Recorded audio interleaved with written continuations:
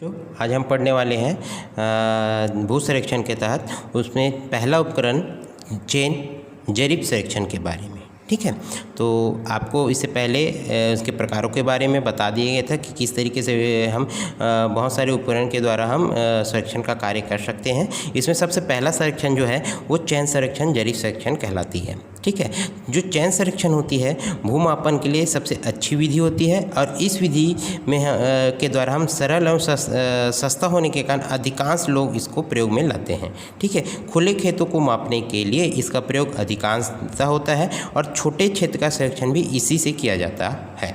ठीक है, इससे दूरी क्योंकि छोटे संरक्षण का जो संरक्षण कार्य किया जाता है उसे आसान तरीके से इसमें हम दूरी माप लेते हैं और खेतों का क्षेत्रफल जो है वो इससे आसान तरीके से ज्ञात किया जा सकता है और माल विभाग के द्वारा भी इसका उपयोग विशेष कर से किया जाता है। ठीक है, तो जो जरीब संरक्षण होती है वो अत्यधिक महत्वपूर्ण उपकरण होती है।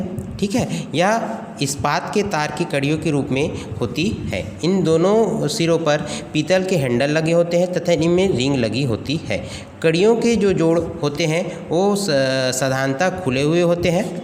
कड़ी के जो जोड़ होते हैं वो साधारणतः क्या होते हैं, खुले हुए रहते हैं, लेकिन अच्छी किस्म की जो चैन होती है वो खुले हुए नहीं रहते हैं।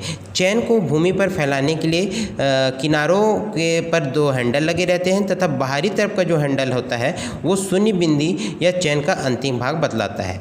चैन की जो लंबाई होती है वो पहले चैन के हैंडल के बाहरी सिरे से लेकर दूसरे चैन के हैंडल के बाहरी सिरे तक ली जाती है। इस कड़ी की जो लंबाई होती है वो कड़ी के दोनों सिरों पर लगी रिंग के मध्य से ली जाती है।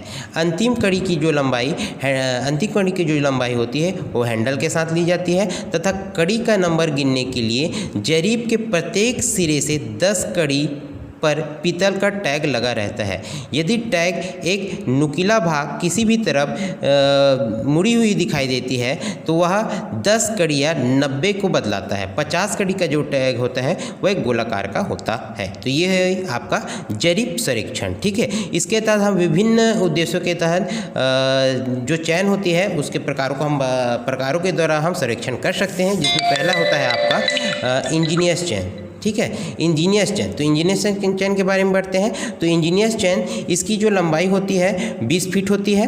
ठीक है, इसकी जो लंबाई होती है वो 20 फीट होती है। इसमें 100 कड़ियाँ लगी होती है और इसकी कड़ी की जो लंबाई होती है वो 1 फुट होती है। इस चैन का प्रयोग चौरस भूमि तथा सभी अभियंत्रण संरक्षण में किया जाता है। दूरी मापने के लिए इसका प्रयोग ठीक रहता है क्योंकि ये जो चैन होती है वो गंटस चैन से बड़ी होती है। इससे नापी गई जो दूरी होती है फीट या दशमलव में लिखा जाता है। इसके बाद है आपका गंटस चैन। गंटस चैन, इस चैन का आविष्कार जो है वो 17वीं शताब्दी में प्रोफेसर एडमंड गंटस ने किया था, जो कि लंदन में ग्रेशम कॉलेज के एक प्रोफेसर रह चुके थे। ठीक है, यह जो गंटस चैन है उसकी जो लंबाई होती है वो 22 गज या 66 फीट की होती है तथा 100 कड़ियों में विभाजित होती है। आप देख सकते हैं नीचे में एक गंटस चैन बनी हुई है।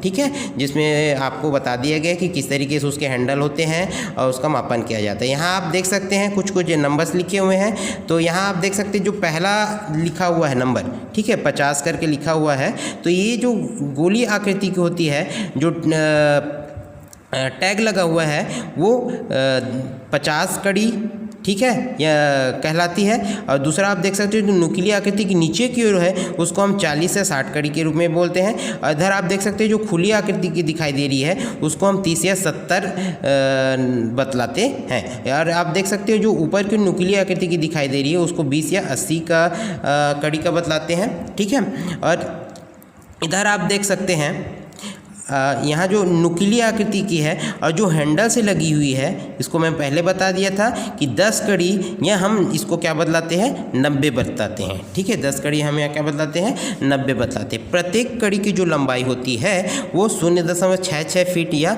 7.92 इंच होती है। इस चैन का जो प्रयोग होता है पहले ज़मीन मापने में काम में विशेष रूप में किया जाता था। ठीक है, जमीन को एकड़ में नापते हैं और जब आपको पता होगा जब हम क्या करते हैं, ज़मीन को अधिकतर हम एकड़ में नापते हैं, तो जब रेवेन्यू डिपार्टमेंट अंदर इसका प्रयोग किया जाता है तो वह 10 वर्ग चैन को 1 एकड़ के बराबर मानती है। 10 वर्ग चैन को क्या करती है, 1 एकड़ के बराबर मानती है और इसे मील तथा फल्लांग में दूरी मापने में क्या हो जाती है, सुविधा होती है। यहाँ लिखा हुआ है जैसे कि 10 घंटा चैन होता है मतलब 1 फल्लांग होती है, 80 घंटा चैन मतलब आपका 1 मील होता है और 10 वर्ग घंटा चैन मतलब 1 एकड़ होता है। इसके द्वारा जो नापी गई दूरी होती है वो दशमलव में लिखा जाता है। जैसे कि यहाँ लिखा हुआ है 8.33 चैन, तो इसको अगर हम दशमलव लिखा हुआ है तो इस चैन के माध्यम से अगर हम इसको पढ़ना चाहते हैं तो इसको हम क्या बोलेंगे, 8 चैन में 3 कड़ियाँ। 8 चैन में क्या हो जाएगी,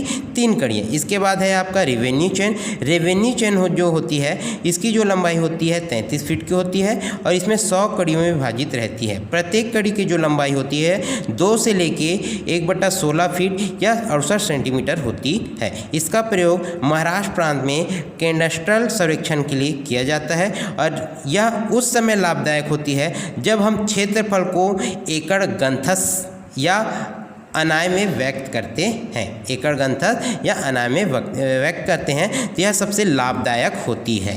ध्यान रखिएगा, ये जो रेवेन्यू चैन है इसका प्रयोग अधिकांशतः प्रयोग महाराष्ट्र प्रांत के कैडस्ट्रल सर्वेक्षण में किया जाता है। इसके बाद है आपका एक और प्रकार है जिसको हम बोलते हैं मीटर चैन। तो मीटर चैन जो होती है वो क्या होती है, इसको हम